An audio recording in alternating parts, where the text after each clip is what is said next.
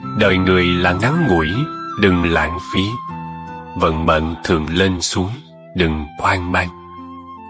Sinh mạng là quý giá, đừng xem thường. Nổi giận là hại mình, đừng sân si. Cuộc sống là vui vẻ, đừng sầu muộn.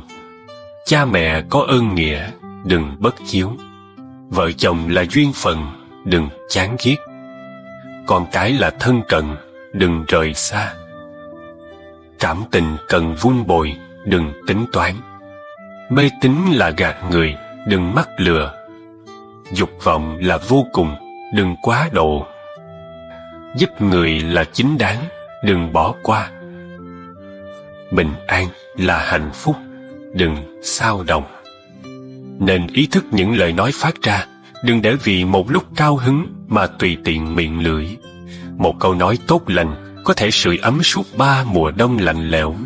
Một lời nói độc ác cũng khiến người thấy giá buốt dù đang buổi trưa hè nóng bức.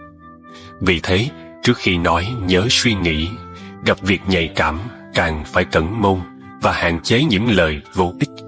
Không để lời nói khiến người oán ghét, lâu dần cũng có thể chuyển hóa địch thù thành bạn hữu. Con người nếu không biết nâng niu những giá trị cuộc sống sẽ khô cằn như bãi hoang mạc. Nên biết thương yêu người khác chính là quý trọng bản thân. Hãy trao tình thương chan hòa cho tất cả, như mặt trời giữa trưa có thể chiếu sáng nơi nơi. Người bị hận không cảm thấy đau khổ, kẻ ghét người lại không thể an vui. Cho nên tuyệt đối không nên oán ghét bất kỳ ai. Duyên phận như một quyển sách, không để tâm đọc sẽ bỏ sót nhiều chi tiết ý vị. Nhưng nếu xem quá trầm trọng cũng dễ khiến bản thân mỏi mệt. Hãy tập sống chân thành và khiêm tốn, đối xử với người khác tốt một chút để tạo phước cho mình. Cuộc đời đâu ai thập toàn thập mỹ. Cuộc sống lúc nào cũng sẽ gặp phải sự bội bạc, không thể nói trước được, nên đừng vội đắc đi. Cuộc sống vốn không dễ dàng, mỗi nhà một hoàn cảnh, mỗi người một nỗi khổ riêng, nên đừng bao giờ cười nhạo bất kỳ ai. Tôn trọng người khác cũng là tự trọng với chính mình. Ở đời, muốn được người tin tưởng, hãy làm mình xứng đáng. Nếu bạn giữ chữ tín, ai cũng muốn kết thân. Nếu như bạn nghiêm túc, mọi người sẽ nương cậy. Nếu bạn đủ chân thành, thì cuộc đời sẽ tình nguyện đặt trọn niềm tin. Điều gì nên nói thì phát ngôn, bằng không thì im lặng, đó cũng là một dạng thông minh. Điều gì nên làm thì hết lòng, bằng không thì rút đuôi, đó là một dạng hiểu biết. Còn điều gì nên thể hiện thì thể hiện rõ ràng, bằng không thì quy ẩn, là một dạng trí tuệ. Người đời có thể tin tưởng nhưng đừng trông chờ. Bổng lộc có công thì tiếp nhận, còn không thì đừng thọ hưởng. Con đường từng bước mà đi hết. Tình cảm từng chút mà hình thành. Đời người từng trang mà viết nên. Không có ai là trắc trở cả đời, không người nào là trọn đời không đau khổ. Chỉ cần giữ tâm thái tích cực, mọi thứ sẽ tốt đẹp. Soi mói lỗi lầm kẻ khác, chính mình đã không tốt. Trách móc sự thiếu sót của người, tự thân đã là điều không hay. Dùng tâm lượng bản thân đánh giá người khác thì không ai là hoàn thiện. Rắp tâm đẩy đối thủ vào đường cùng không thể khiến họ đi vào tuyệt lộ, mà chỉ hại mình hết đường rút lui. Chằm chằm dòm ngó chuyện tốt xấu thiên hạ không thể khiến ai mất mát điều gì, mà chỉ làm bản thân không còn thời gian ngẩng đầu nhìn trời cao đất rộng. Người quá độc đoán sẽ không có bạn bè, lòng quá ích kỷ chỉ khiến mình mỏi mệt. Chỉ có tình thương mới tạo ra nghĩa tình, mới có thể bao dung được cả thế giới. Lúc có thời gian nên ngồi yên phản tỉnh lỗi lầm. Khi rảnh rỗi đừng bình luận chuyện tốt xấu thiên hạ. Lời nói dù không trực tiếp hại thân, nhưng rất dễ gây tổn đức. Nghiệp ác của miệng không gì lớn hơn tội vu khống. Nên thận trọng mở lời, tránh nói những chuyện không có, dù đùa giỡn cũng nên có chừng mực. Tố cáo người cũng đừng nên nói tận, giữ lại chút khẩu đức Trách mắng người, nhớ đừng quá cay nghiệt, giữ lại chút độ lượng. Dù có lý, cũng đừng truy đến đường cùng, giữ lại chút khoan dung. Xử lý việc, đừng làm quá gay gắt, giữ lại một đường lui. Chấp nhận người khác là mở ra cơ hội cho mình. Cảm thông với xung quanh mới giúp bản thân trở nên rộng được. Một người khoan dung là bởi biết dùng trái tim thiện lành đối xử với cuộc đời. Một người có tố chất là do luôn đem lòng tôn trọng ứng đối với kẻ khác. Một người có tu dưỡng thể hiện qua thái độ ôn hòa với mọi người và việc. Biết nghĩ đến người khác mới đáng được mọi người quan tâm. Có tôn trọng đối phương thì mới được cuộc đời trân trọng. Dùng tâm thái nhẹ nhàng đối xử với tất cả thì lòng mình tự nhiên cũng trở nên thư thái. Giữa bạn bè với nhau cũng vậy. Nếu bạn đối xử tôn trọng nể vì, họ sẽ ứng đáp nhẹ nhàng lịch sự. Bằng như khinh lờn quát tháo, sẽ nhận lấy sự bất mãn xem thường. Cho nên trong cuộc sống, đối xử với bạn bè nên chân thành, đối xử với người thân nên tình nghĩa, đối xử với người thương cần bao dung, đối xử với kẻ thù cần tha thứ. Nếu luôn giữ tâm niệm thiện lành, ứng xử với mọi người, dần dần họ sẽ cảm nhận và có những hồi đáp tương ứng. Trong lòng chất chứa những điều tốt đẹp, chất lượng cuộc sống cũng theo đó mà được nâng cao. Tướng từ tâm sanh, cảnh tùy tâm đổi. Sự lương thiện trong lòng đủ lớn sẽ hiện ra ngoài mặt, rồi lan tỏa đến chung quanh, dẫn đến những kết quả ngọt lành. Mưa rồi nhớ sực áo phơi, khóc rồi tiếc hận, bao lợi đã buông. Mẹ cha thuận thế vô thường, ngàn muôn hiếu hạnh, nhớ thương cũng hoài. Chiều tàn mới biết mỉm cười, toan cười thì đã ngập trời bóng đêm. Đi rồi mới nhớ gọi tên, người xuôi vào cõi lãng quên mịt mờ. Tỉnh rồi mới ngộ rằng mơ, thế nên sống trọn từng giờ hôm nay. Người không hết dạ lúc này, đời mang hối tiếc, đong đầy vị lai. Con người sống một đời, rốt cuộc nhận ra được những gì? Cuộc sống không nhất thiết phải quá sung túc giàu sang, mà chỉ cần mỗi ngày trôi qua đều có ý nghĩa. Hạnh phúc không đến từ sự so bì với người khác, mà dùng tâm từ từ cảm nhận. Niềm vui vững bền không đến từ bên ngoài, mà xuất phát từ nội tâm của mỗi người. Đừng bao giờ nhìn sự giàu nghèo mà kết bạn. Dù người ta có tiền vạn bạc tỷ, cũng chẳng liên quan gì đến bạn. Đừng biến mình thành đầy tớ của kẻ khác. Trên đời, có những người dù chỉ có một cái bánh, cũng có thể vì bạn mà bẻ làm đôi. Phải học cách nhìn người. Đừng chờ đợi người khác giúp đỡ bạn về mặt kinh tế, vì tiền bạc đối với ai cũng là không đủ dùng, nên học cách cho đi. Bạn bè giúp đỡ nhau là việc tốt, là đạo nghĩa. Nếu họ không giúp, cũng là chuyện bình thường. Không nên có tâm oán giận, vì chẳng ai nợ bạn cả. Hãy luyện cho mình một tinh thần độc lập, kiên cường, lạc quan và hạnh phúc. Vì rốt cuộc cũng chỉ có chính mình mới liên quan trực tiếp tới chuyện sống chết của bản thân. Phải học lấy tính kiên cường. Đừng quá cố chấp vào bất kỳ chuyện gì. Thế giới này không phải dành riêng cho bạn. Địa cầu này chẳng phải chỉ vì một mình bạn mà quay. Vì thế, đừng cố bám víu vào những cái đang có. Chúng ta quá lắm cũng chỉ là những lữ khách hồng trần. Sanh ra không mang gì đến, chết đi cũng chẳng mang được gì theo đâu. Nên học cách buông xả. Người ta thường nói, phải đến khi mất đi, chúng ta mới nhận ra mình từng có những gì. Thực tế thì bạn luôn biết những gì mình đang có, chỉ là ngờ chúng sẽ không bao giờ mất đi mà thôi. Hãy tranh thủ tận hưởng mỗi việc nhỏ trong cuộc sống, vì mai này nhìn lại, bạn sẽ phát hiện ra, kỳ thực chúng đều rất quan trọng. Có một vài thời khắc, khi trở thành hồi ức rồi, mới thấy hết sự quý giá. Nếu nhìn thông sẽ thấy, có nhiều thứ mất đi mà bình an hơn là có được. Vài niềm đau, nhẫn một chút liền qua đi. Một số phiền phức, nhẫn một chút là có thể giải quyết. Một vài lời nói, nhẫn một chút thấy không cần tranh luận nữa. Một vài tình cảm, nhẫn một chút lại không muốn tiếp tục. Một vài con người, nhẫn một chút không buồn chờ đợi nữa. Thông thường, khi bạn nỗ lực hết mình, người khác chưa chắc sẽ để tâm. Chỉ cần thôi cố gắng, người ta lại chú ý.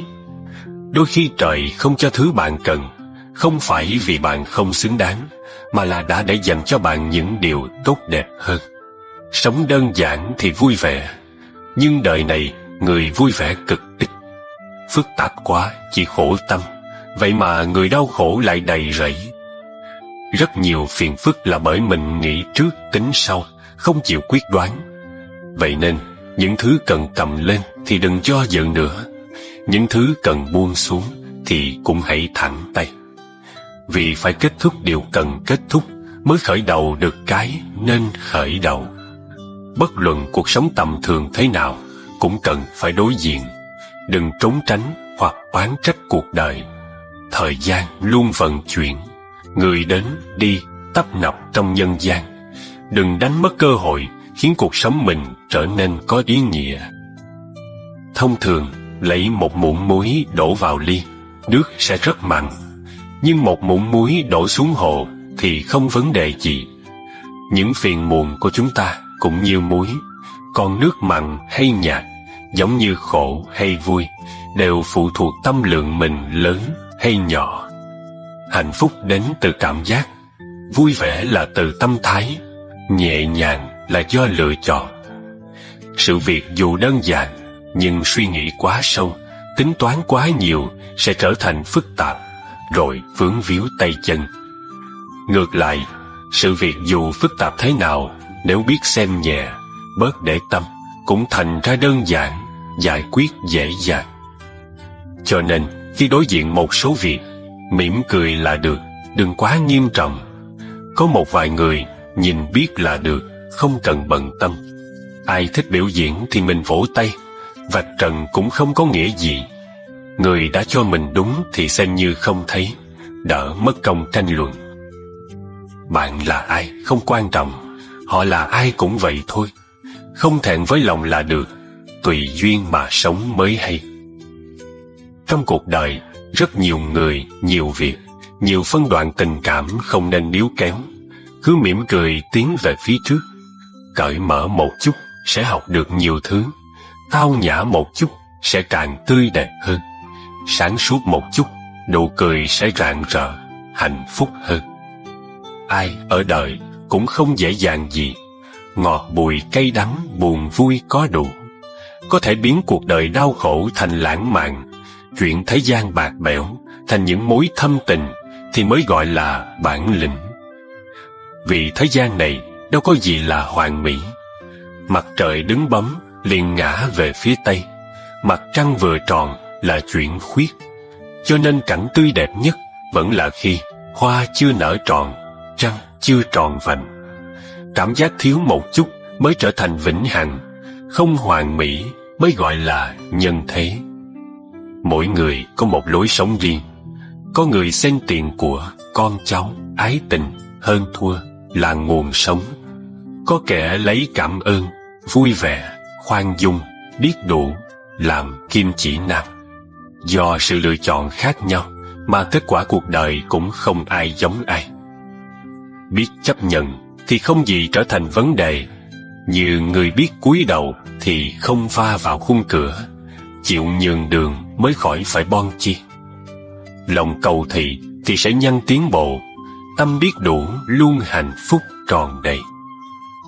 Sống ở đời, thứ quý giá nhất không phải tiền bạc, danh lợi hay quyền thế, mà là nội tâm, sự tu dưỡng và tố chất của mình. Những điều này nói lên phẩm hạnh của một con người. Để đánh giá ai đó có đáng tin hay không, để biết được đâu là người tốt hay kẻ xấu. Làm người cần sự chân thật, thành tâm thành ý, đừng tính toán quá, vì như thế chỉ tổn hại bản thân mà thôi. Làm việc nên chừa một đường lui, nói chuyện nên để chút khẩu đức, mới không đến mức đâm vào đường cùng, rước họa vào thân. Việc thiện làm nhiều một chút thì việc ác sẽ giảm đi. Chân thành được xem trọng thì toan tính sẽ ít lại. Khích lệ nhiều một chút thì trách móc sẽ ít đi. Giúp đỡ nhiều một chút thì lợi dụng tự nhiên sẽ giảm xuống. Chú ý nói lời chuẩn mực, dù đùa vui cũng nên có chừng mực. Người sống một đời như sương buổi sớm, tan rồi là hết. Hãy sống như nước, có sự trong trẻo, yên tĩnh và sâu lắng, thì lo gì không thanh thản nhẹ nhàng. Ở đời, thời gian không đủ nhiều để dành cho việc hối hận. Ăn rồi thì đã ăn rồi, không cần phải nói lại. Yêu rồi cũng đã yêu rồi, không cần phải lăn tăn. Tan rồi thì đã chia xa, không cần phải níu kéo. Đời mỗi người chẳng qua cũng chỉ là một hành trình. Vinh hoa phú quý như hạt sương trên hoa cỏ buổi sớm mai. Lúc sanh ra không mang gì đến, thì khi chết đi cũng không đem được gì theo. Được, mất cũng chẳng là gì, cứ thuận theo tự nhiên, ắt sẽ bình an. Bạn đối với một người có thể không là gì, nhưng đối với người khác có khi lại là bảo vật vô giá. Hãy nhớ giá trị của mình ở đâu để có cách ứng xử phù hợp nhất. Không cần mời quá nhiều người bước vào cuộc đời mình. Gặp người thương mình sẽ học được cách cảm ơn. Gặp người mình thương, tự nhiên biết cách chia sẻ. Gặp người không hiểu mình, lâu dần sẽ biết cách bao dung. Gặp người mình không hiểu, nếu có lòng, sẽ luyện được nghệ thuật thấu hiểu. Khi bao dung được cả những điều bất như ý trong cuộc sống, chỉ quan tâm đến trách nhiệm mà không cần lợi ích, là lúc bạn đang đứng ở vị trí cao của tinh thần. Khi có thể hướng về phía trước với lòng hy vọng, nhìn xuống dưới với sự cảm thông và đối đãi với người trên bằng tâm cảm kích, là lúc bạn đang đứng ở vị trí cao của tâm hồn. Cuộc sống không những cần nhìn xa, nhìn thấu, mà còn phải nhìn mọi việc thật thông suốt. Nhìn xa mới thấy được toàn vẹn, nhìn thấu mới biết được thiên hạ nhộn nhịp kia, phần đông đều vì danh mà đến, vì lợi mà đi. Nhìn thông không phải đã hết mưu cầu, mà để tâm được bình an và yên tĩnh. Một người tuy không thể thay đổi hình dáng bên ngoài, nhưng hoàn toàn có thể cải thiện tính tình ở bên trong. Tính cách thay đổi thì cuộc đời sẽ theo đó mà khác đi. Trong các mối quan hệ qua lại ở đời, nên nhớ, sự lương thiện, nhiệt tình và thành thật dễ mang lại kết quả tốt đẹp. Có những nụ cười gần gũi hơn cả sự lễ phép và có thể mang lại sự nồng ấm cho người đối diện. Tôi chọn lương thiện không phải vì ngốc nghếch, mà tôi hiểu rằng lương thiện là bản tính. Làm người không thể độc ác, vì chắc chắn sẽ bị báo ứng. Tôi chọn nhường nhịn không phải vì sợ hãi, mà tôi thấy rằng nhịn một chút thì sóng yên gió lặng, nhường một bước thì biển rộng trời cao. Tôi chọn bao dung không phải vì hèn nhát, mà tôi cho rằng giữa người với người cần chấp nhận và bổ khuyết cho nhau thì cuộc sống mới vẹn toàn. Tôi chọn im lặng không phải vì thiếu hiểu biết, mà tôi nghĩ rằng khi đối diện với hiểu lầm, oan ức và không công bằng, nếu mở lòng không tính toán để nhìn ra xa, thì chuyện gì rồi cũng sẽ nhẹ nhàng qua đi. Tôi chọn tha thứ không phải vì thiếu nguyên tắc, mà tôi cảm nhận rằng bỏ qua cho người cũng là tha thứ cho mình. Không thể vì một sai lầm nhất thời mà xóa bỏ tất cả. Tôi chọn thành thật không phải vì quê mùa, mà tôi nhận ra rằng sống với sự thật nhẹ nhàng hơn nhiều so với việc che đậy điều giả dối. Tôi trọng tình nghĩa không phải vì cố chấp, mà tôi muốn cùng những người bạn của mình chia sẻ khoảng thời gian quý giá khi có duyên gặp nhau. Không thể giả tạo, không thể lừa dối, vì tôi biết giả tạo và lừa dối không thể mang lại những người bạn tốt, những kết quả mỹ mãn. Cuộc sống ắt sẽ có những chuyện không như ý, sẽ phải gặp những kẻ không thuận lòng. Nếu không thể xem nhẹ và bỏ qua, bạn sẽ sống trong phiền phức và mỏi mệt. Giữa người với người do kiến thức khác nhau, quan niệm khác nhau, sự tu dưỡng khác nhau, nên cách nhìn nhận và xử lý vấn đề không giống nhau. Vì thế, đôi khi có sự đụng chạm, xung đột hay mâu thuẫn với nhau cũng là chuyện bình thường.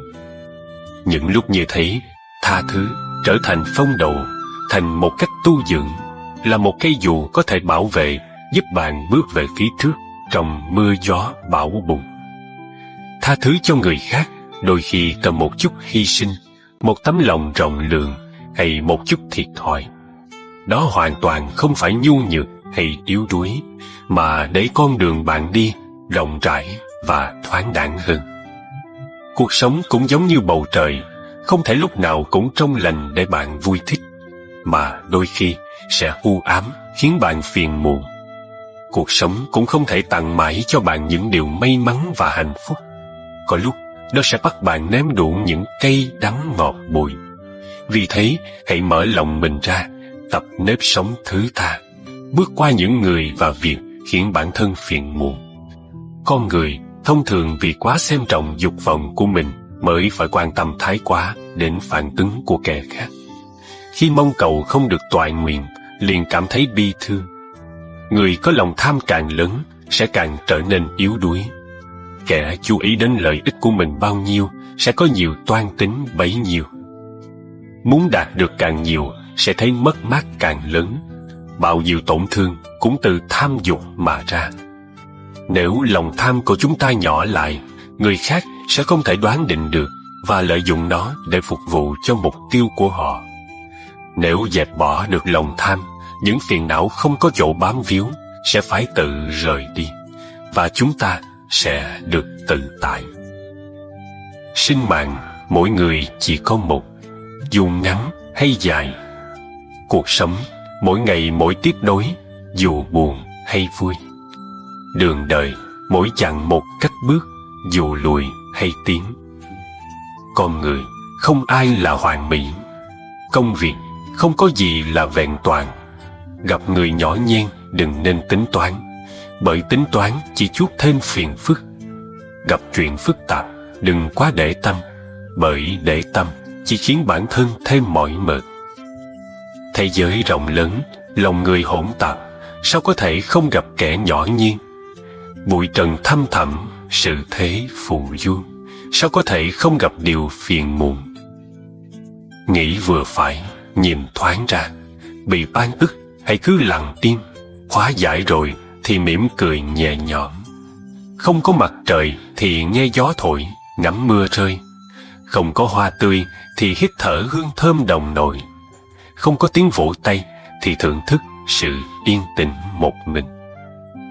Thời gian xoay chuyển, năm tháng đổi dời, không oán trách, không than thở, không đau buồn, không toan tính. Giữ lòng thanh thản, nhẹ bước trên con đường tươi đẹp. Trân trọng những tình cảm chân thành, giữ gìn lấy tâm trạng tích cực. Lúc cần kiềm chế thì hít một hơi thật sâu để thay đổi không khí. Đối diện với khó khăn nên bình tĩnh suy nghĩ rồi thay đổi góc nhìn. Gặp thất bại cần cố gắng làm lại để khôi phục sự tự tin. Học đối diện với chính mình, cởi mở với cuộc đời. Tập thứ tha những lỗi lầm để mỗi ngày qua đi trong yên ả. Dùng thái độ khiêm nhường để làm việc, lấy tấm lòng chân thành để làm người. Có câu, nước quá trong thì không có cá, người xét nét quá thì không có bạn. Tranh chấp với người nhà, giành được rồi thì tình thân cũng mất đi. Tính toán với người yêu, rõ ràng rồi thì tình cảm cũng phai nhạt. Hơn thua với bạn bè, chiến thắng rồi thì tình nghĩa cũng không còn. Khi tranh luận, người ta chỉ hướng đến lý lẽ mà quên rằng cái mất đi là tình cảm, còn lại sự tổn thương là chính mình. Thấy gì đã đen thì vẫn đen, trắng là trắng. Tốt nhất hãy để thời gian chứng minh. Rũ bỏ sự cố chấp của bản thân, dùng lòng khoan dung để nhìn người xét việc. Thêm một chút nhiệt tình, một chút điềm tĩnh và ấm áp, thì cuộc sống sẽ luôn có ánh mặt trời và suốt đời mình sẽ là người thắng cuộc. Ở đời, Sống là quá trình tự phản tỉnh. Đừng tham vọng mọi người đều hiểu mình, cũng đừng mong cầu mọi việc đều theo ý bạn. Cuộc sống không có khuôn mẫu cố định, chỉ cần một trái tim trong sáng và nhiệt huyết. Gặp phiền não thì tự tìm niềm vui riêng, đừng quên đi hạnh phúc. Dù bận rộn đến đâu, cũng nhớ giữ lại chút thanh xuân, đừng để mất sức khỏe. Mệt mỏi rồi thì tạm dừng lại nghỉ ngơi, đừng đánh mất niềm vui cuộc sống. Chỉ cần trong lòng luôn nhớ đích đến và biết hiện giờ mình đang làm gì ở đâu, thì yên tâm, sẽ không bị lạc đường đâu. Đời người rất ngắn ngủi, không có thời gian cho việc tiếc nuối. Đừng quá bận lòng với những người hoặc việc khiến mình phiền muộn, dù chỉ là 1 phút. Những cuộc gặp gỡ hay chia ly đều có nhân duyên nhất định. Thuận theo đó mà được yên ổn chính là điều tốt đẹp nhất. Lúc nhỏ, hạnh phúc là chuyện rất đơn giản. Lớn lên rồi, có thể sống giản đơn mới là điều hạnh phúc. Đời người chính vì quá kỳ vọng nên mới thất vọng, mộng ước xa vời nên mới tiêu tan, chất chứa quá nhiều nên khó lòng bộc bạch. Có một số người quên không được là do không nỡ, một số khác nhất định phải quên đi vì không đáng nhớ. Chúng ta sở dĩ mệt mỏi là vì cứ do dự giữa kiên trì và buông bỏ. Đôi khi hiểu ra rồi, nhưng trong lòng là không muốn chấp nhận sự thật. Ai bước vào cuộc đời bạn là bởi duyên nghiệp chi phối, nhưng việc gắn bó lâu dài hay ra đi vội vã là do bản thân mình quyết định. Không giải thích mới nhẹ nhàng, không cố chấp mới khai thông, và không hoàn mỹ mới là cuộc đời. Bất luận bạn sống tốt thế nào, cũng sẽ có người khen kẻ chê. Dù bạn làm thành công ra sao, người ta cũng sẽ bình phẩm tốt xấu. Có người hâm mộ, sẽ có người ghét bỏ. Có ai đó ganh tị, ắt có kẻ chẳng coi bạn ra gì. Cuộc sống là như thế, bạn không thể làm hài lòng hết thảy. Nên đừng vì để vừa lòng người khác mà đánh mất bản chất của mình. Ai cũng cần có những nguyên tắc và sự tự tôn riêng. Chúng ta qua miệng người khác không phải là con người toàn diện, mà có rất nhiều phiên bản khác nhau. Bạn chỉ cần là một bản chính tốt là đủ. Làm người không cần ai ai cũng yêu mến, chỉ cần thẳng thắn, rộng lượng. Hoa có trăm dáng nghìn kiểu, nhưng vẫn có thể khoe sắc tỏa hương mà không bị ngăn ngại. Sống ở đời, mỗi người một phong cách, sao không nâng đỡ cùng đi lên, hạ thấp nhau làm chi? Nếu cảm thấy xứng đáng thì trân trọng, hạnh phúc thì giữ gìn. Người khiến bạn vui vẻ thì gần gũi, cảm động thì yêu thương. Làm người, nếu nói dễ cũng không hẳn dễ. Để lay động hàng ngàn trái tim hay quản lý miệng lưỡi của thiên hạ, tất nhiên là không hề dễ dàng. Làm người nói khó cũng không hẳn khó. Chỉ cần giữ tấm lòng lương thiện, là một người hiền lành, rồi đi con đường của mình. Nên khi gặp mưa gió cuộc đời, chỉ cần dặn bản thân rằng đi qua vùng dông bão, mặt trời tự nhiên sẽ xuất hiện. Đừng mất công than ngắn thở dài trước mặt người khác, bởi có nói họ cũng chẳng bận tâm đâu. Có một số việc buông xuống được sẽ cảm thấy nhẹ nhàng. Có một số người chợt nhớ đến cũng làm ta hạnh phúc. Một vài niềm đau nghĩ thông suốt sẽ giúp mình thêm mạnh mẽ. Quá bận tâm vào một vấn đề sẽ khiến mình lẫn quẩn không thôi. Thật ra, sự việc dù đơn giản đến đâu, nếu nghĩ quá nhiều cũng trở nên phức tạp. Chỉ cần giữ một tâm thái điềm tĩnh, một tấm lòng rộng mở, thì việc gì đến cũng sẽ đơn giản và nhẹ nhàng qua đi. Đời người trôi qua rất nhanh, nếu có thể bước qua những lời danh hư ảo, thì có thể chạm đến những điều chân thật. Cuộc sống gặp chuyện phức tạp, nên giải quyết nhẹ nhàng và bỏ đi những vướng víu không cần thiết. Để lòng thanh thản mới có thể tiến về phía trước, nhường đường cho người khác thì tránh được những bon chen vụn vặt. Phóng tầm nhìn ra xa sẽ thấy được cầu vồng sau cơn mưa. Sắp xếp hành lý gọn nhẹ mới thông thả trên đường xa vạn dặm. Thật ra, quang cảnh tươi đẹp nhất không do mắt nhìn mà từ tâm cảm nhận. Tình cảm sâu sắc không cần thốt ra, vẫn có thể nhận biết qua hành động. Mỗi khi không vừa ý, hãy nhớ đến hành của nước, luôn mềm mỏng, nhẹ nhàng, âm thầm dung nạp rồi chuyển hóa vạn vật mà không cần tranh chấp phân bua. Nếu mỗi người đều có thể tu dưỡng đến cảnh giới đó, thì lo gì thiên hạ không thái bình, lòng người không yên định. Nếu nhìn mọi người đều thấy ưu điểm, đối với mọi việc đều có ý nghĩa, bạn sẽ thấy cuộc sống này thật vui vẻ, thế giới này thật tốt đẹp. Nếu dùng tâm phiền não đối diện cuộc đời, xem mọi thứ đều là nghiệp chướng, thế giới sẽ trở nên xấu xa, đáng ghét. Rất nhiều người hy vọng mình xinh đẹp hơn. Thật ra, phương pháp tốt nhất để được xinh đẹp chính là giữ lấy nội tâm thanh tịnh và tinh thần vui vẻ. Nét đẹp này khiến người đối diện cảm thấy nhẹ nhàng, không sanh lòng chán ghét. Thật ra, những gì nhận được ở đời này đều là kết quả mình tạo ra trước đó. Còn những điều đang làm sẽ nhận lấy kết quả về sau. Cuộc sống cứ như thế mà tiếp nối. Nếu ý thức được, chúng ta sẽ hạn chế được rất nhiều suy nghĩ tiêu cực và không oán trời trách người khi gặp chuyện trái ý nghịch lòng. Phước báo đến từ sự cần cù và lối sống hy sinh.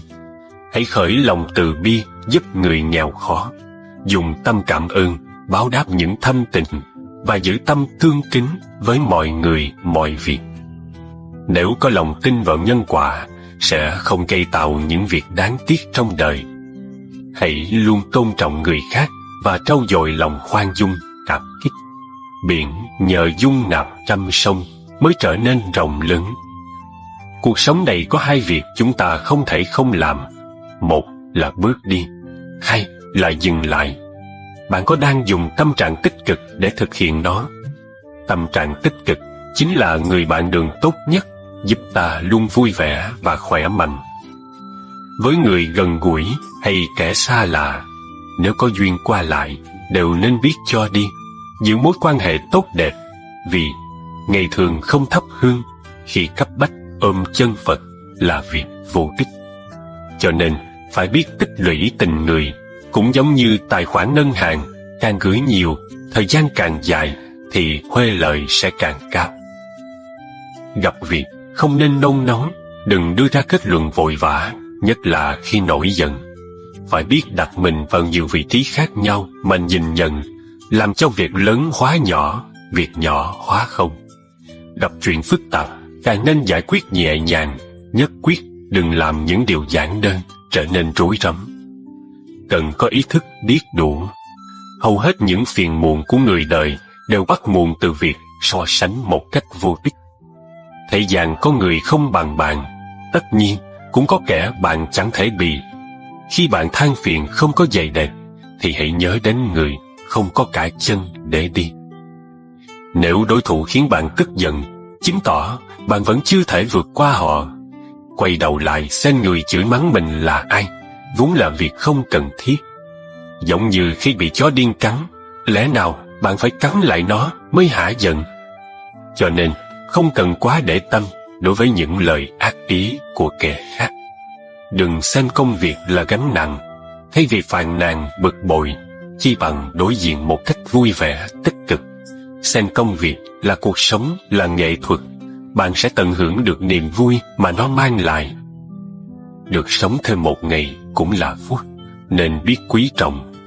Đời người vỏn vẹn chỉ mấy mươi năm ngắn ngủi, không nên làm những việc khiến bản thân phải ôm sâu hối tiếc.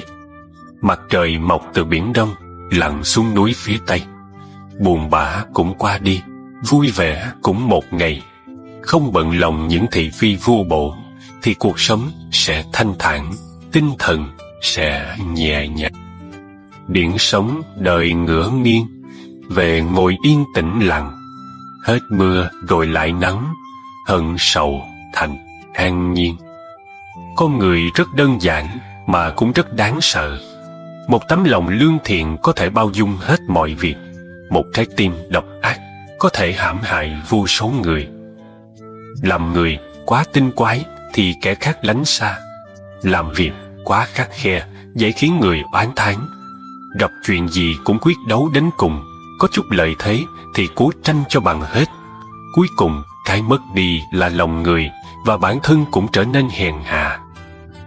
Cho nên khi đối diện với tiền tài lợi ích, nên khù khờ một chút để không mất hòa khí. Gặp chuyện tính toán nghĩa ân, biết khù khờ một chút sẽ không thẹn với lòng. Lúc tranh danh đoạt lợi, hãy khù khờ một chút để không mệt đầu óc. Nhận tin đồn thất thiệt, cần khù khờ một chút để không nhập lỗ tai. Con người không ai là hoàn mỹ, mỗi cá nhân có một phong cách khác nhau.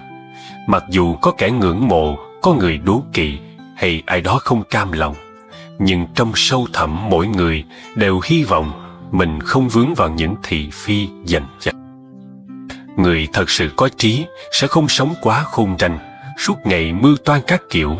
Họ sẽ khù khờ một chút để giữ sự lương thiện và tránh xa những đấu tranh không có ngày kết thúc. Đời mỗi người đều có hai con đường. Một, dùng tâm trải nghiệm, gọi là ước mơ. Hai, dùng chân bước đi, gọi là hiện thực. Nếu tâm cảm nhận không kịp, hiện thực sẽ nhạt nhòa. Chân bước đi quá chậm, mộng ước sẽ bay xa.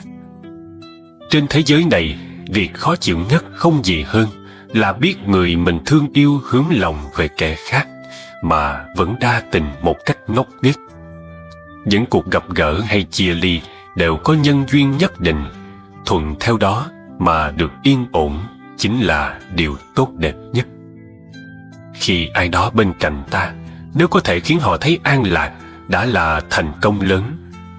Lúc nhỏ, hạnh phúc là chuyện rất đơn giản. Lớn lên rồi, có thể sống giản đơn mới là điều hạnh phúc.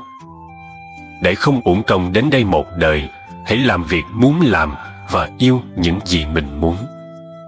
Đời người chính vì quá kỳ vọng nên mới thất vọng, mong ước xa vời nên mới tiêu tan, chất chứa quá nhiều nên khó lòng bộc bạch.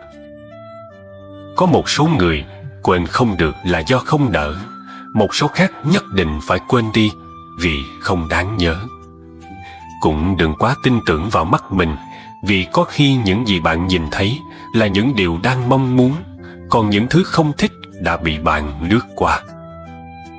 Thật ra, người bị hiểu lầm không hề mất mát gì, kẻ nhìn nhận sai người khác mới thật sự mất đi cơ hội. Chúng ta đều nghĩ rằng mình làm chủ cuộc đời này, mà quên mất cuộc sống vốn phải cần rất nhiều người phối hợp. Cũng đừng vì cái lợi trước mắt mà đánh mất tương lai lâu dài. Nên nhớ những gì có được nhờ vào sự hy sinh của kẻ khác thì không bao giờ bền vững. Đời người rất ngắn ngủi, không có thời gian cho việc tiếc nuối.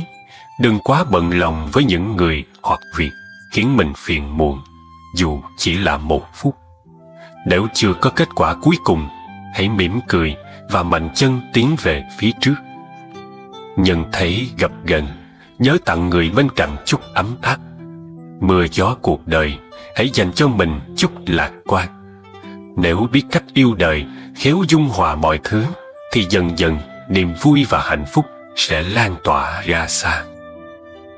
Đời người không phải cuộc chạy đua, mà chính là chuyến du lịch. Cuộc đua quan trọng ở đích đến, còn chuyện rong chơi cần quan tâm đến phong cảnh bên đường. Tâm trạng tốt thì cảnh vật theo đó cũng sẽ đẹp hơn. Bất luận hôm nay gặp bao nhiêu khó khăn, hãy vững tin rằng chỉ có hôm qua là không thể trở lại, còn ngày mai chắc chắn sẽ đến. Chớ buộc ràng chi thêm, giữa đường trần quán trọ, sống giữa lòng mưa gió, để thấm đời biển dâu. Khi tháng ngày qua mau, đừng dệt nhiều giấc mộng, ngưng thả mồi bắt bóng, cốt vẹn toàn hôm nay. Thế sự mãi vần xoay, bốn mùa thay sắc áo, mộng trùng trùng mộng ảo, mời tỉnh thức đong đầy. Khi đời chưa khép lại, hãy sống đúng bây giờ, đừng muộn màng sực tỉnh lúc đời vào cơn mơ.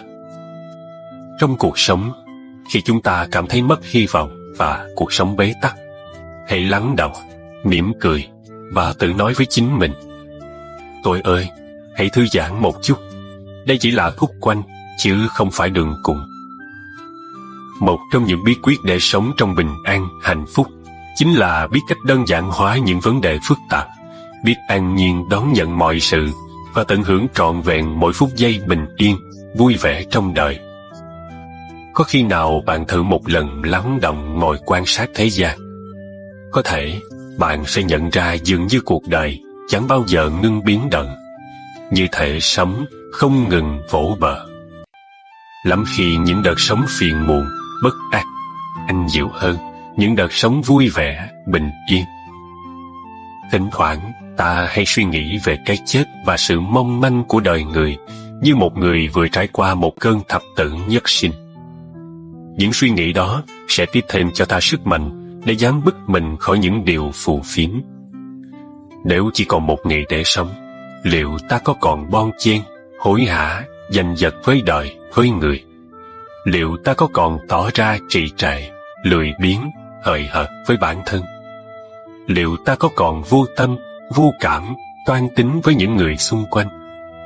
Liệu ta có còn buông thả tâm mình theo những thú vui vô nghĩa? Có còn giữ trong lòng những hận thù, oán ghét, những hành động xấu ác? Liệu ta có còn thốt ra những lời nói, làm những hành động làm tổn thương người khác?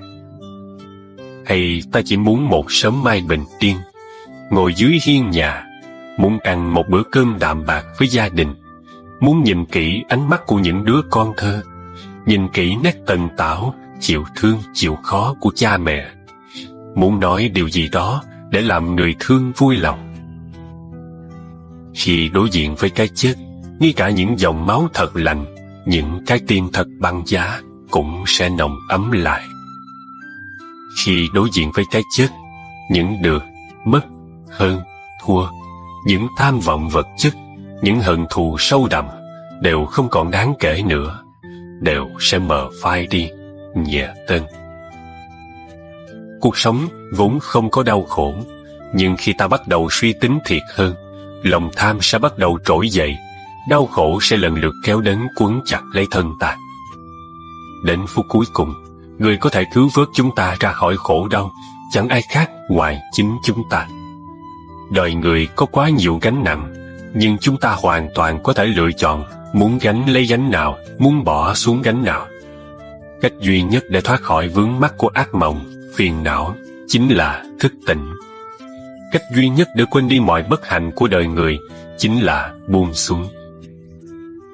Biết là vậy, nhưng sao ta cứ mãi không chịu làm chủ được mình, cứ bị những điều bất thiện, những danh, lợi, thiệt hơn trong cuộc đời cuốn đi. Những lúc như vậy, xin ta hãy luôn nhớ, cách để có thể thương được mọi thứ trong cuộc sống đầy khắc nghiệt này chính là nghĩ rằng mọi thứ rồi sẽ mất đi. Thật vậy, mọi thứ rồi sẽ mất đi. So đo chi với cuộc đời, hãy dành vài phút ngồi chơi với mình. Tâm an, trời đất rộng thinh, dính đau khổ đấy, lặng nhìn như nhiên. Chúng ta hay nghe nói nhiều về hai chữ tùy duyên. Vậy, ai trong chúng ta có thể hiểu rõ được tùy duyên là gì?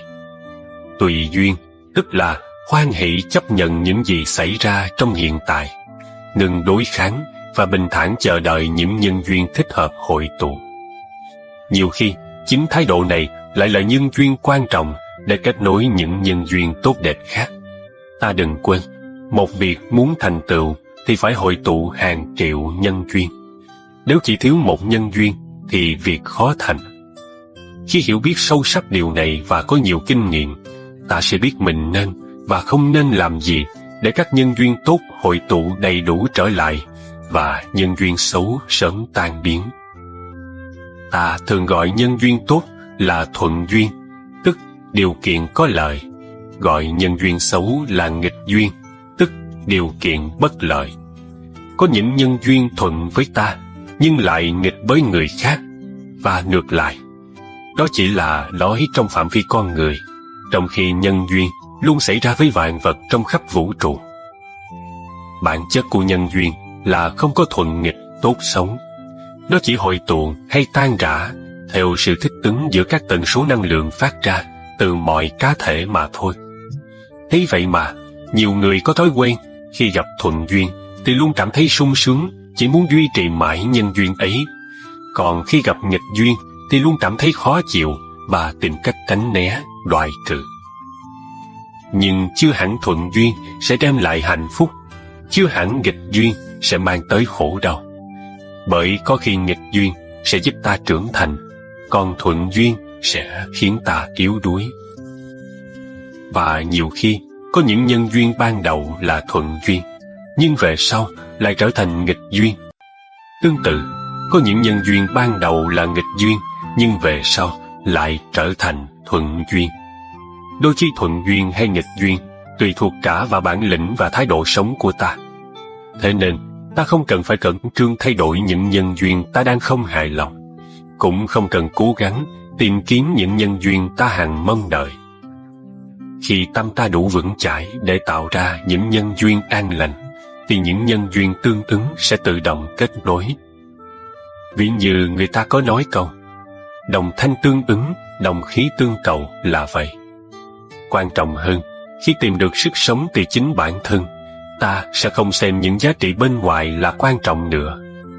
Nhân duyên nào cũng được cả, ta cứ đón nhận một cách thông dong, tự tại. Hãy nhớ rằng, đôi khi không đạt được những gì bạn muốn lại là sự may mắn tuyệt vời. Khi cuộc đời đưa ta một quả chanh chua, đừng sợ, hãy dùng nó nấu ăn hoặc pha một ly nước chanh mát lành. Nếu như bạn đón nhận một việc với suy nghĩ bi quan, chán nản, thì những trắc trở trong cuộc sống của bạn chính là những quả chanh chua. Nhưng một khi bạn đón nhận sự việc đó với tinh thần lạc quan, yêu đời và tâm hồn rộng mở, thì những trắc trở sẽ trở thành ly nước chanh tuyệt vời. Nhăn mặt nếm quả chanh chua hay thích thú thưởng thức ly nước chanh mát lành đều do chúng ta lựa chọn. Bạn có tin rằng con người đến khi trút hơi thở mới ngộ ra mình từng sống? Trong cõi nhân sinh này, khi chúng ta có một chút, chúng ta lại muốn có nhiều hơn. Khi mình có nhiều hơn, mình ao ước có nhiều hơn nữa. Nhưng khi mất đi tất cả, mình chợt nhận ra rằng phải chi mình còn một chút, chỉ cần một chút thôi là đã đủ rồi. Có câu, tri túc, tiện túc, đại túc, hà thời túc. Nghĩa là biết đủ là đủ, chờ tới khi nào. Và biết đủ là một trong những chiếc chìa khóa quan trọng để mở cánh cửa dẫn đến miền an lạc. Cuộc đời không phải là một cuộc đua, mà là một cuộc hành trình để chúng ta từng bước chiêm nghiệm ý nghĩa cuộc sống. Điều quan trọng không phải là phần thưởng nhận được khi chúng ta đến đích, mà chính là những gì chúng ta cảm nhận được trên từng chặng đường đi.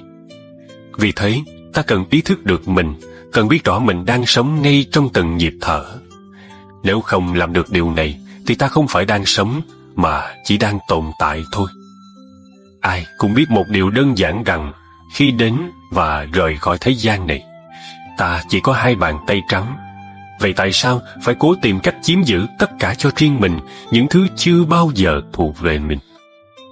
Sống trong thế sự mù sương, dù đời vạn nẻo, một đường ta đi. Trong trí tuệ có từ bi phải có tuệ tri dắt dìu. Tùy duyên sống với mọi điều, khéo đưa thuyền lướt, thủy triều sang sông. Hiểu thì sống thật thông dong. Mọi khổ đau, hạnh phúc vốn từ tâm sinh ra, cũng từ tâm mà biến diệt. Thế nên, tâm ta như thế nào, thì cảm nhận của ta về chính cuộc đời ta sẽ như thế đấy. Số mệnh từ nội tâm sanh. Khi chọn một con đường, tức là ta đang quyết định vận mệnh của mình. Ta đừng quá bận lòng về quá khứ, hãy sống trọn vẹn với hiện tại và hướng tầm nhìn về tương lai. Làm được như thế, thì ngày mai đời ta chắc chắn sẽ tươi đẹp hơn. Có những lúc đối diện sự tàn phá của vô thường, con người như sắp gục ngã. Nhưng nếu biết thẩm thấu triết lý duyên sinh, con người sẽ hiểu rằng bấy lâu mình đã hưởng thụ quá nhiều những tặng phẩm của vũ trụ. Đây vũ trụ lấy lại một ít để chia sớt cho người khác. Đó là lẽ tự nhiên, chứ đâu có gì là cay đắng. Có thành, ắt có bại. Có hợp, ắt có tan. Nhưng hầu hết mọi người chẳng ai muốn bại bao giờ. Loài người khổ đau là bởi có mong muốn mọi sự thường hằng, trong khi bản chất cuộc đời là vô thường. Mặt khác, có những người bất chấp khổ đau của người khác để tư lợi cho mình, để làm vui cho chính mình. Thế nên, trong cái được, cái vui của người này luôn tiềm tàng cái mất, cái buồn của người khác. Nhưng thôi, nhìn làm chi mặt trái của xã hội, vì bản chất của cõi đời luôn là thế. Biết buông xả và buông xả được thì lòng mới an vui. Khổ nạn của con người thường bắt nguồn từ tham, sân, si. Vì vậy, để sống hạnh phúc, bạn nên buông bỏ bớt ham muốn của bản thân và chấp nhận sự bất toàn là một phần tất yếu của con người. Một đời người khi đến trần trụi, khi ra đi cũng trần trụi. Ăn uống một ngày cũng chỉ là 3 bữa cơm, ngủ cũng chỉ cần đến 1 phòng. Vậy thì ôm dục vọng quá lớn để làm gì, trong khi nó chỉ khiến con người ta luôn luôn cảm thấy không thỏa mãn. Dục vọng quá lớn cũng là nguồn cơn của mọi khổ đau trên đời. Con người muốn bớt phiền não, đầu tiên cần phải học được cách buông. Nhưng hãy hiểu rằng, buông chính là buông tham muốn, chứ không phải là buông bổn phận và trách nhiệm. Có những lúc, con người sống quá xét nét sẽ trở nên phiền não bởi những việc tiểu tiết xung quanh. Sống phớt lờ một chút, có khi lại cảm thấy vui vẻ, hạnh phúc. Bởi vì sao? Bởi vì người hay xét nét thường quá nghiêm túc, bất luận là việc lớn hay nhỏ đều cho là to tát nghiêm trọng, nghĩ nhiều dẫn đến mệt mỏi. Cuộc sống luôn bị những việc vặt vãnh chi phối, chiếm hết thời gian, khó mà cảm thấy vui vẻ, thanh thản. Trong khi đó, người sống phớt lờ sẽ ít bận tâm đến những việc xung quanh. Có lẽ vì thế mà cuộc sống trở nên giản đơn và có phần qua loa đại khái. Nhưng cũng nhờ vậy mà họ tìm được hương vị thực sự của đời sống bình an. Làm người, hãy cứ đơn giản. Làm việc, hãy cứ thực tế. Để tháng ngày trôi qua nhẹ nhàng, giản đơn, thông dong tự tại. Ai trong đời cũng sẽ gặp phải những sự tình không hài lòng. Khi ấy, ta nhất định cần phải nhẫn. Từ xưa đến nay, người làm được việc lớn tất phải là người có đại khí. Người có đại khí tất phải có đại nhẫn. Nhẫn không phải là trốn tránh, chạy trốn, mà là một loại tích lũy năng lượng. Người biết nhẫn sẽ thường ít phạm sai lầm do hành động nhất thời. Lương thiện là loại đạo đức tốt đẹp nhất của con người. Tương thiện có lẽ không thể khiến con người đạt được tất cả mọi thứ bản thân mong muốn, nhưng sẽ giúp bạn luôn có nội tâm an định. Tâm thái vui vẻ, khoái hoạt là bí quyết trường thọ trẻ lâu. Con người không phải vì già mà ngừng vui đùa.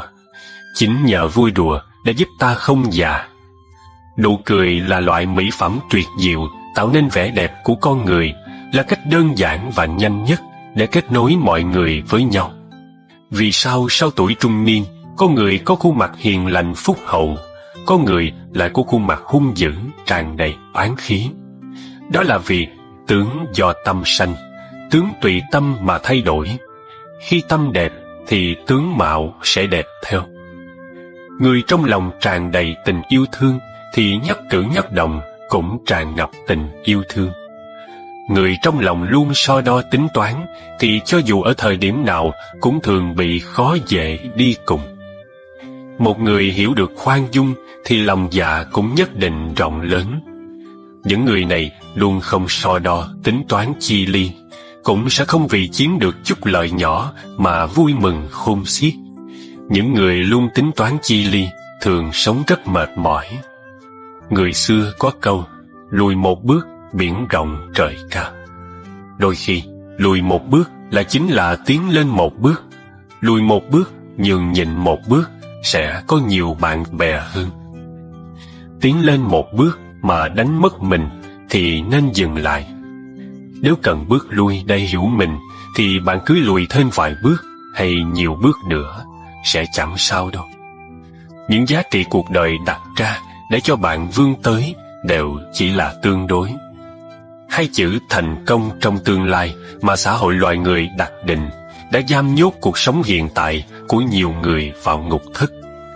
Có nghĩa gì khi ta mãi bắt bóng đuổi hình đến mức quên mất sống trọn vẹn trong hiện tại?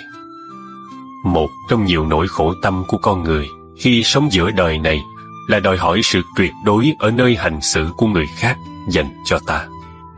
Khi ta biết chấp nhận sự tương đối từ những người khác, thì những hạnh phúc sẽ có mặt trong tầm tay và tận hưởng ngay phút giây hiện tại.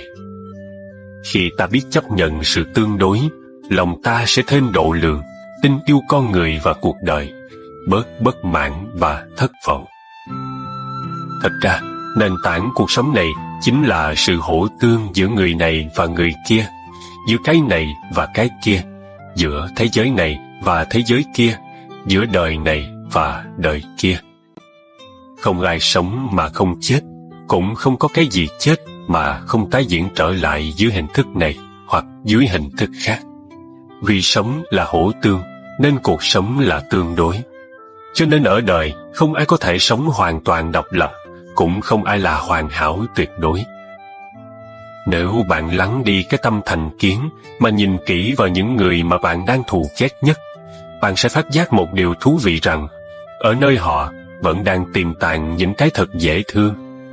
Thế nên, phải chăng sự dễ ghét ở nơi những người bạn đang thù ghét ấy chỉ là những cái dễ ghét tương đối mà thôi? Và khi bạn quan sát khách quan những người bạn đang yêu thương, trân trọng nhất, bạn sẽ thấy ngay rằng họ cũng có những sơ suất, lỗi lầm, có nhiều điểm không hoàn hảo. Thế nên, phải chăng những điểm dễ thương ở nơi những người bạn đang quý trọng ấy cũng chỉ là sự dễ thương tương đối mà thôi? Khi biết đời không có chi hoàn toàn tuyệt đối, ta sẽ không thù ghét thậm tệ quá đáng những người ta cảm thấy không dễ thương. Khi biết đời không có chi hoàn toàn tuyệt đối, ta sẽ buông bỏ và thoát ra được những nhiệt tình mê muội, những cư xử cảm tính theo kiểu khi thương cụ ấu cũng trò. Xưa này, con người thường tự động giam hãm mình trong ngục tù của thương và ghét, của những sự tuyệt đối do con người tự tạo dựng. Ta không tuyệt đối, nhưng ta lại muốn mọi điều chung quanh phải tuyệt đối, và đó là lý do khiến ta khổ. Một khi bạn đã ngộ ra điều này, xin hỏi bạn rằng, ai là người có thể giúp bạn sống hạnh phúc hơn, tư duy tích cực hơn và hành xử khách quan hơn? Chỉ một người duy nhất. Là ai? Đó chính là bạn. Nếu thường tâm niệm đời không có chi hoàn toàn tuyệt đối, ta sẽ cảm thấy dễ dàng và dễ chịu trong mọi mối tương giao. Hạnh phúc chỉ bắt đầu nảy nở khi ta biết chuyển đổi cái nhìn từ nội tại. Hạnh phúc chỉ đến khi lòng ta thực sự mở cửa mà thôi. Người có trái tim rộng lớn bao dung sẽ không cảm thấy khổ nạn là bất công với mình. Người đó cũng sẽ không than thân trách phận, không oán trời hận người, mà sẽ luôn giữ tâm thái bình thản, không ngừng nỗ lực học tập, lao động để cải biến hoàn cảnh. Khi họ gặp khổ nạn, cái tâm sợ khó sợ khổ khiến họ chấp nhận việc cam chịu, khuất phục. Trước khó khăn khổ nạn, có người sẽ chùn bước, có người sẽ gục ngã, nhưng cũng sẽ có người can đảm bước đi. Mỗi khổ nạn, trở ngại trên đường đời của ta chính là cơ hội quý cho ta rèn luyện ý chí kiên cường, nội tâm bình thản để chuẩn bị gặt hái những thành tựu lớn hơn trong tương lai.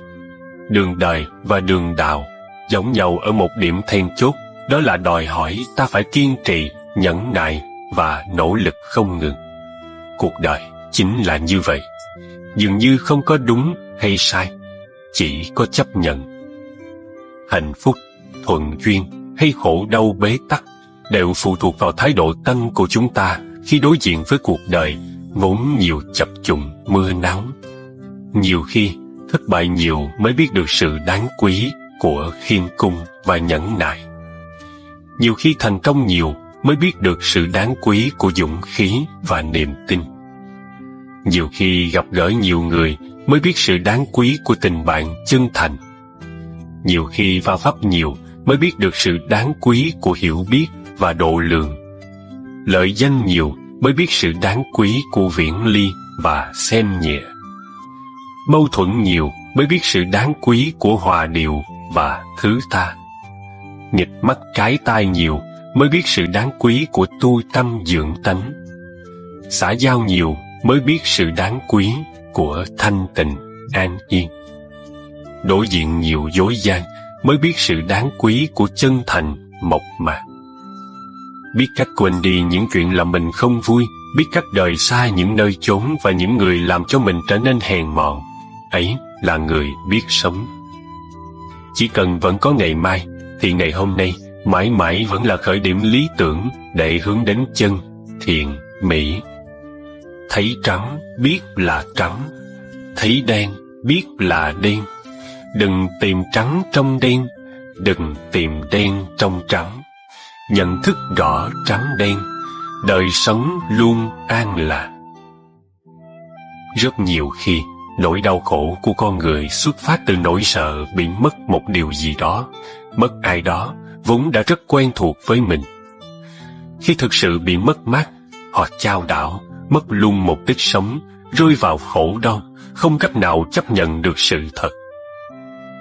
Thực ra, không ai có thể mất những thứ mình không sở hữu. Cái gì đã thật sự thuộc về bạn thì sẽ luôn luôn thuộc về bạn. Cái gì không thuộc về bạn thì dù bạn có cố gắng giữ chặt, gắng níu kéo thế nào thì nó vẫn sẽ cứ rời đi. Khi bạn nhận ra được những thứ bạn đang khăng khăng nhất định phải có, rồi sau đó dần bớt mưu cầu chúng, bớt phụ thuộc vào chúng, thì bạn sẽ dần tự do hơn, hạnh phúc hơn. Hãy cứ yêu thương chân thành nhất có thể, nhưng cũng đừng để sự an nhiên, hạnh phúc của chính mình phụ thuộc quá nhiều vào một ai đó. Bạn tức giận là vì lòng chưa đủ bao dung. Bạn phiền muộn là do tâm chưa đủ rộng lượng. Bạn lo nghĩ là bởi trí chưa đủ thông dong. Bạn đau thương là tại chí chưa đủ kiên cường. Bạn rầu rĩ là do nghĩ chưa đủ tích cực. Bạn đố kỵ là vì mình chưa đủ ưu tú. Mỗi loại phiền não đều bắt nguồn từ chính mình. Mỗi khi chúng xuất hiện là cơ hội để ta quay về quan sát nội tâm, nhận ra khiếm khuyết bản thân, rồi nỗ lực chuyển hóa. Ai mang thân người, tức đều có phước phần nhất định, giống một mặt trăng đang sáng với phước đức tương ứng có được. Nếu ta không biết vun bồi thêm phước đức ấy, mà lại tạo thêm bao nhiêu nghiệp không tốt, thì ta sẽ như mặt trăng, từ ngày rằm đến đêm 30, lụi dần vào bóng tối. Như vậy thật đáng buồn, phải không? Còn nếu ta biết nâng niu trân quý mặt trăng đang sáng của mình, làm cho phước lành của mình ngày càng tăng trưởng, thì ta sẽ giống như mặt trăng, từ mùng 1 đến ngày rằm, ngày càng sáng tỏ hơn. Như vậy thật đáng quý, phải không? Làm người, nếu nói dễ cũng không hẳn dễ. Để lay động hàng ngàn trái tim hay quản lý miệng lưỡi của thiên hạ, tất nhiên là không hề dễ dàng. Làm người nói khó cũng không hẳn khó. Chỉ cần giữ tấm lòng lương thiện, là một người hiền lành, rồi đi con đường của mình. Nên khi gặp mưa gió cuộc đời, chỉ cần dặn bản thân rằng đi qua vùng dông bão, mặt trời tự nhiên sẽ xuất hiện. Đừng mất công than ngắn thở dài trước mặt người khác, bởi có nói họ cũng chẳng bận tâm đâu. Có một số việc buông xuống được sẽ cảm thấy nhẹ nhàng. Có một số người chợt nhớ đến cũng làm ta hạnh phúc. Một vài niềm đau, nghĩ thông suốt sẽ giúp mình thêm mạnh mẽ. Quá bận tâm vào một vấn đề sẽ khiến mình lẫn quẩn không thôi. Thật ra, sự việc dù đơn giản đến đâu, nếu nghĩ quá nhiều cũng trở nên phức tạp.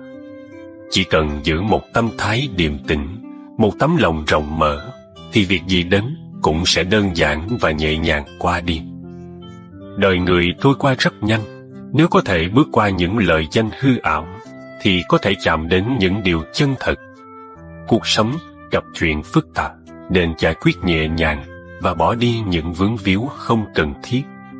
Để lòng thanh thản mới có thể tiến về phía trước, nhường đường cho người khác thì tránh được những bon chen vụn vặt. Phóng tầm nhìn ra xa sẽ thấy được cầu vồng sau cơn mưa.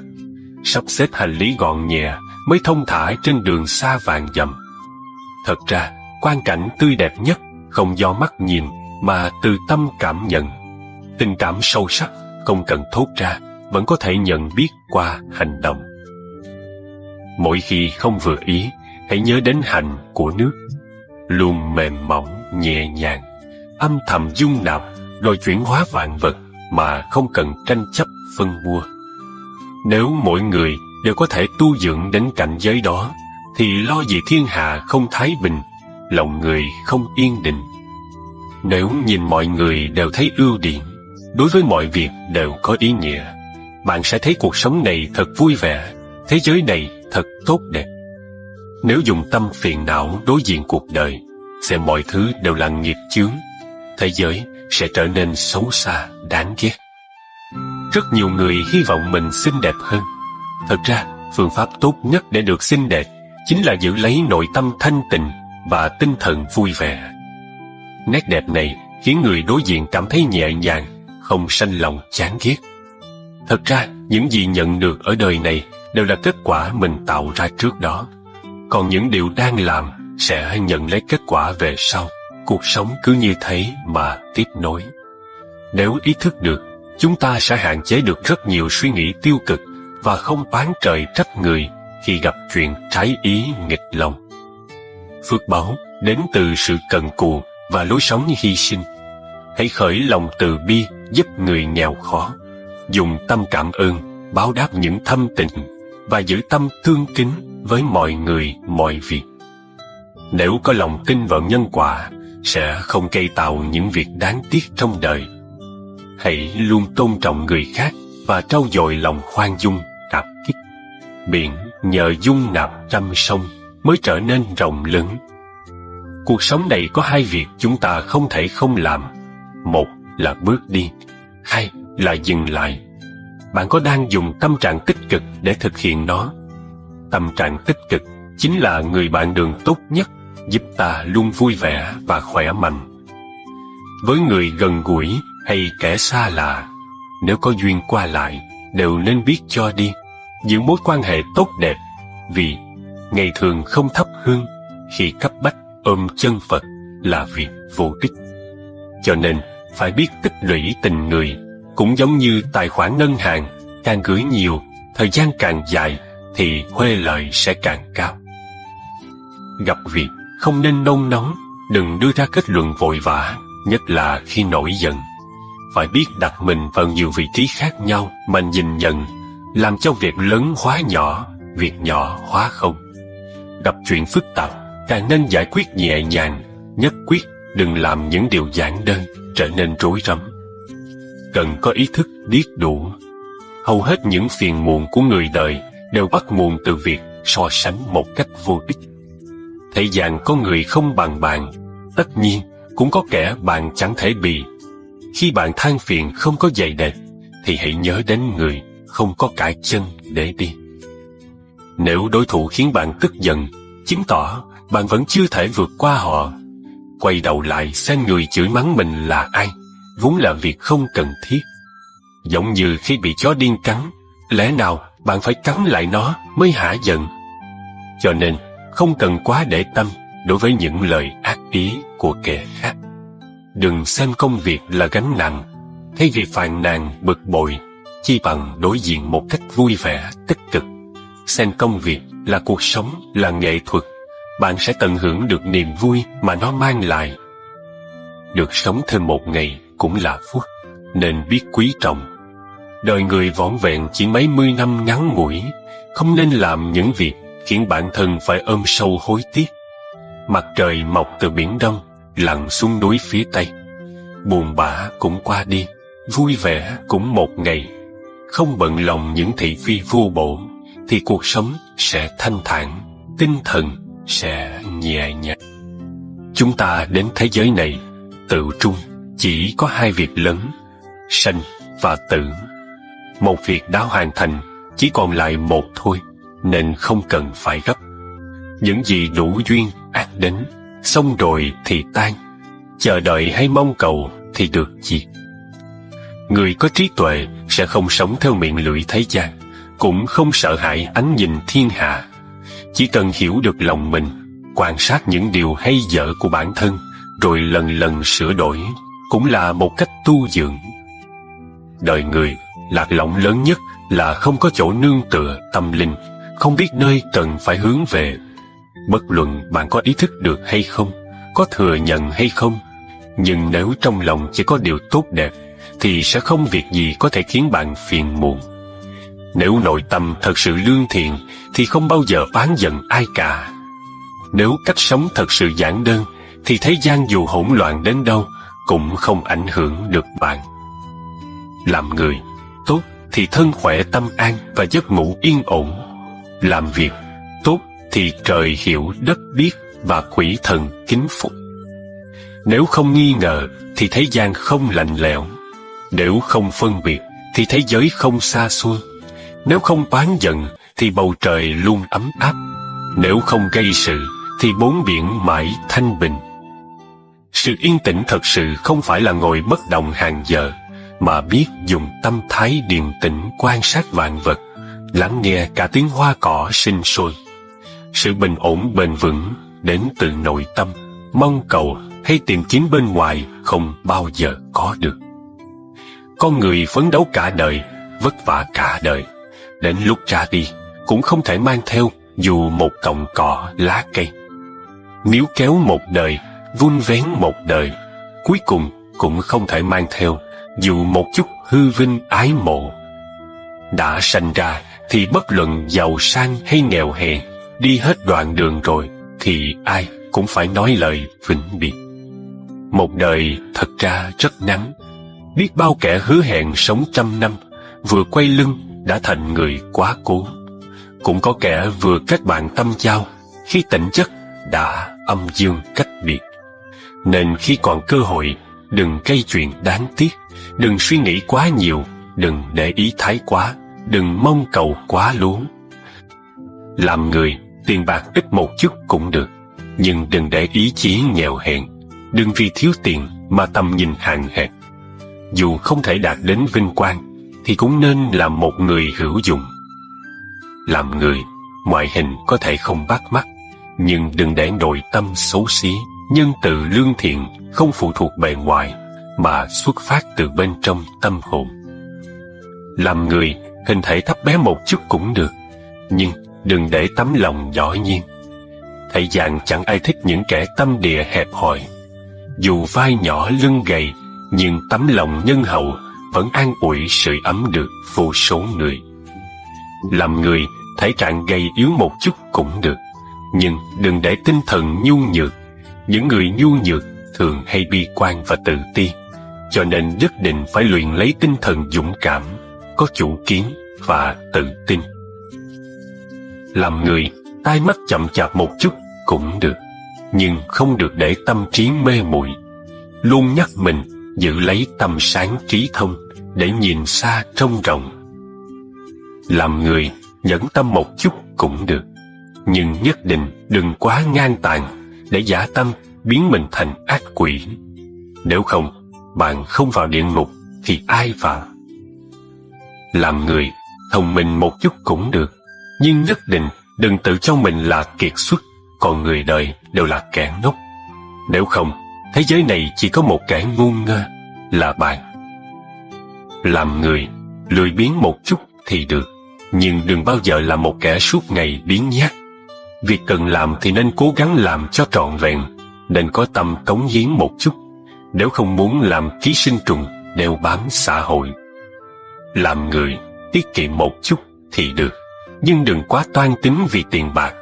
Nếu không, bạn sẽ có thói quen đánh giá người khác qua đồng tiền, sớm muộn gì cũng thành nô lệ cho nó. Làm người, khoan dung một chút thì tốt, nhưng đừng để người khác xem thường, lợi dụng sự khoan dung của mình mà tiếp tục phạm lỗi. Dù thế nào, cũng nên giữ lấy quy tắc và sự tự tôn riêng. Làm người, khổ cực một chút cũng được, nhưng đừng để nỗi khổ kéo dài không phương giải thoát. Phải học cách vươn lên. Có một số việc phát sinh rồi chỉ có thể đón nhận. Có một số người mất đi rồi chỉ có thể buông tay. Một số đoạn đường lựa chọn rồi chỉ còn cách bước tới. Rất nhiều thứ tốt đẹp đều đến từ sự chờ đợi, không phải do giành giật. Nên có lòng nhẫn nại nếu không muốn lỗi hẹn với hạnh phúc. Hãy tận hưởng mọi việc lớn nhỏ phát sinh trong cuộc sống, vì ngày mai khi nghĩ lại, bạn sẽ nhận ra kỳ thật chúng đều rất quan trọng.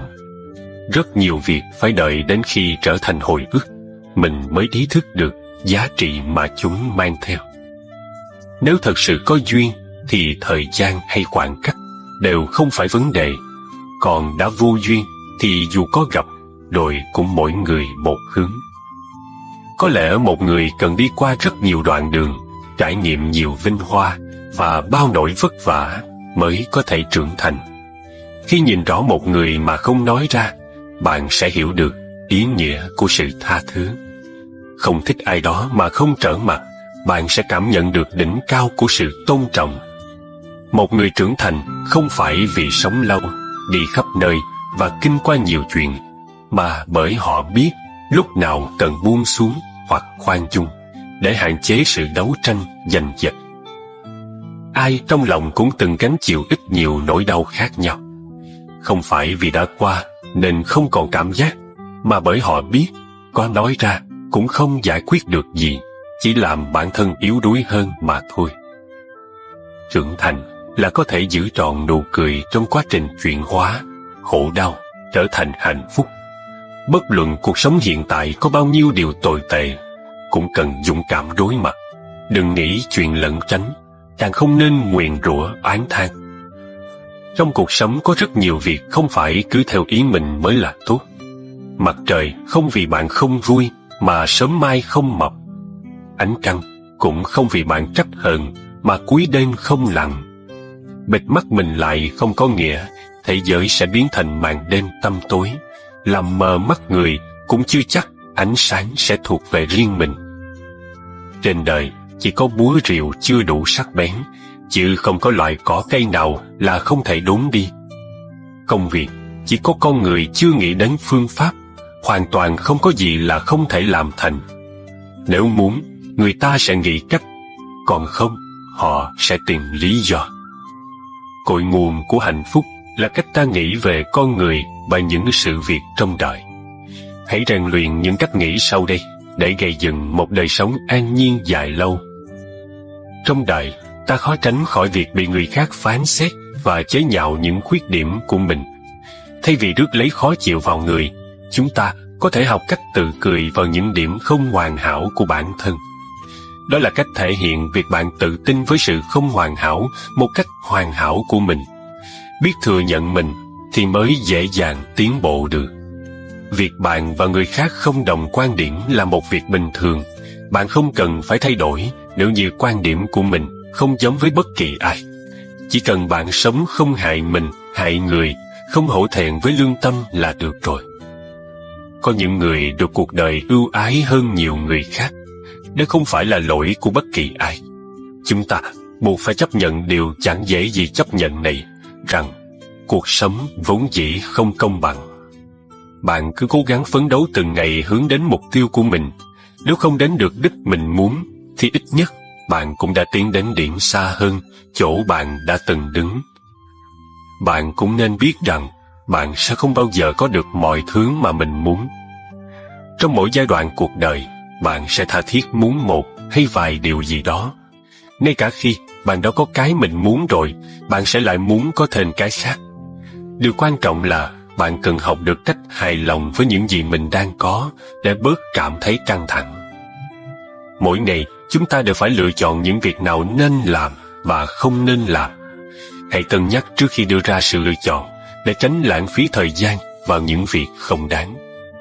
Có thể những người chọn cách sống lương lẹo sẽ đạt được nhiều thành tựu nhanh chóng hơn, nhưng mà những ai chọn làm người tốt thì mới có thể đi đường dài. Hãy là một người tốt cho dù bạn có bị cuộc đời đối xử tệ bạc đến đâu đi chăng nữa.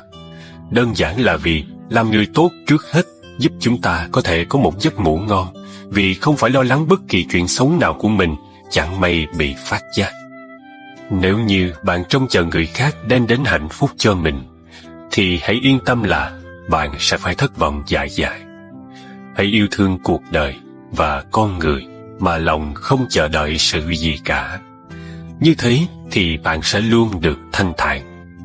Có những lúc đối diện sự tàn phá của vô thường, con người như sắp gục ngã. Nhưng nếu biết thẩm thấu triết lý duyên sinh, con người sẽ hiểu rằng bấy lâu mình đã hưởng thụ quá nhiều những tặng phẩm của vũ trụ. Đây vũ trụ lấy lại một ít để chia sớt cho người khác. Đó là lẽ tự nhiên, chứ đâu có gì là cay đắng. Có thành, ắt có bại. Có hợp, ắt có tan. Nhưng hầu hết mọi người chẳng ai muốn bại bao giờ. Loài người khổ đau là bởi có mong muốn mọi sự thường hằng, trong khi bản chất cuộc đời là vô thường. Mặt khác, có những người bất chấp khổ đau của người khác để tư lợi cho mình, để làm vui cho chính mình.